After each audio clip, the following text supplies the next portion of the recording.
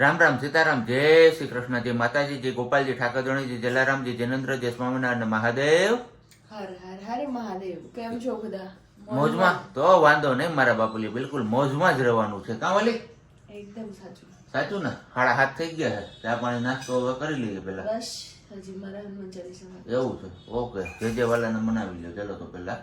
તો હું ત્યાં સુધીમાં ચા પાણી પી લઉં, કારણ કે મમ્મીએ તો ઓલરેડી નાસ્તો કરી જ દીધો હશે. એ અમારે વહેલા જાગી ગયા હોય, બરોબર ને મમ્મી? કરી લીધું ને? જય શ્રી કૃષ્ણ. જય શ્રી કૃષ્ણ. ને એ આ શું છે બધું? આમ તો જો હાડી ઉપર હાડિયું બદલે હો. હવે તમારે કમેન્ટ કરીને કહેતા જવાનું છે ભાઈ કઈ હાડી કેવી લાગે છે એ, બરોબર ને?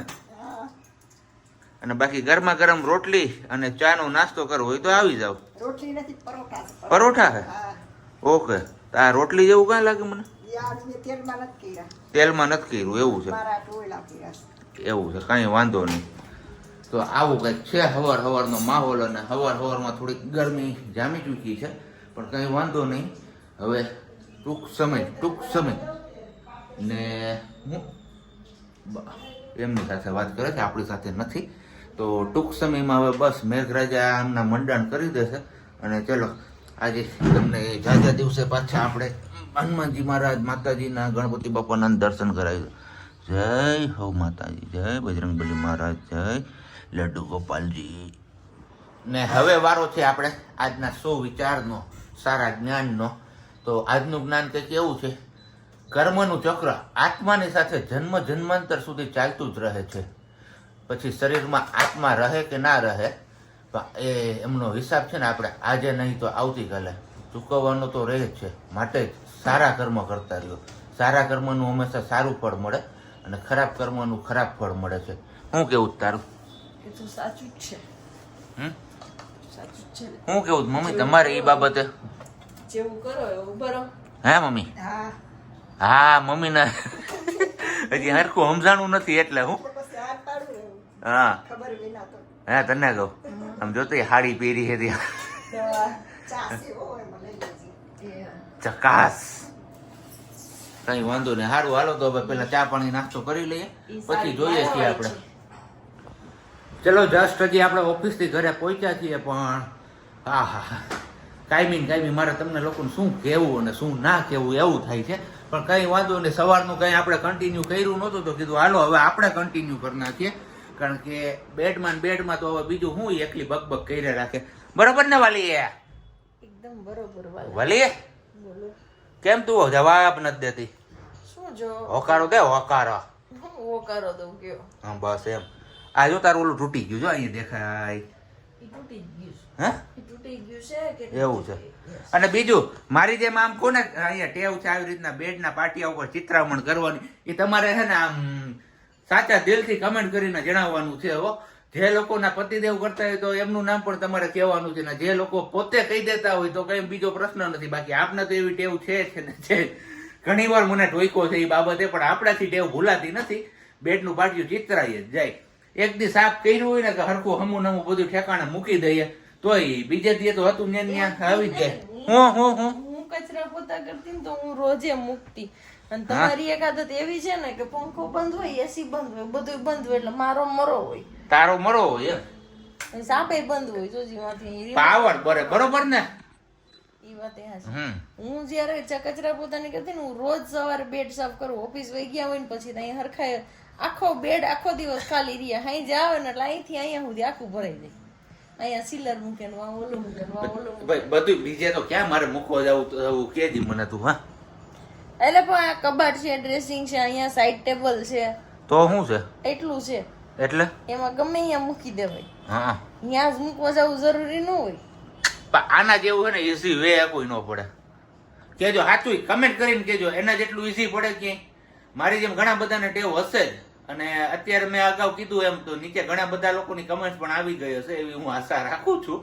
હે જરૂરી નથી બધાય કહી દે. ઘણાને બીક લાગતી હોય ન બોલી શકતા હોય. કાંઈ નહીં હો, બધાય કહી દે તો સારું હોય બધાય કહી દે તો. બાકી બધું બોલો, આજ જમવામાં શું લેશો? જમવામાં એ તો ક્યારની માથાકૂટ હાલે છે. હું આવ્યો ત્યારનું નક્કી કરીએ કે ભાઈ હું બનાવું હું ના બનાવું. હવે કઈ નક્કી નથી થતું, ડિસિઝન નથી આવતું કઈ પણ. ગઈકાલે કેમ ડિસિઝન આવી ગયું તો અચાનક હાલો પંચરત્ન દાળ બનાવી નાખીએ.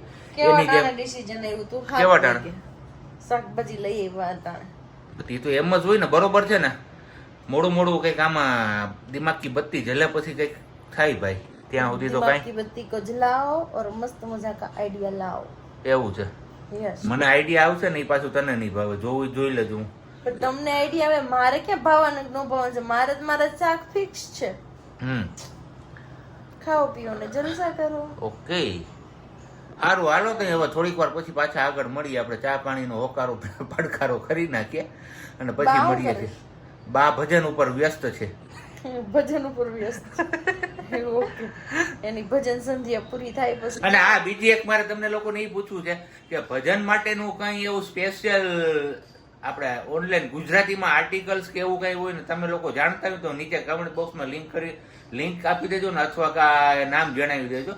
એટલે બાને એ આપણે બતાવી દઈએ તો એમાંથી ભજન ઉતાર્યા રાખે, એમનો ટાઈમ જાય અને સવારના પોરમાં વહેલા ઉઠીને સત્સંગ થઈ જાય. હું કેવું તારું? બાને એમ ન ગમે. તો બાને આ રાગ આવડવો જોઈએ ને, ઓલા ગાતા હોય ને વિડીયો બધાના જોતા હોય ભજન વાળા, પછી ગાતા હોય એની ઉપરથી રાગ શીખે પછી પોતે ગાય.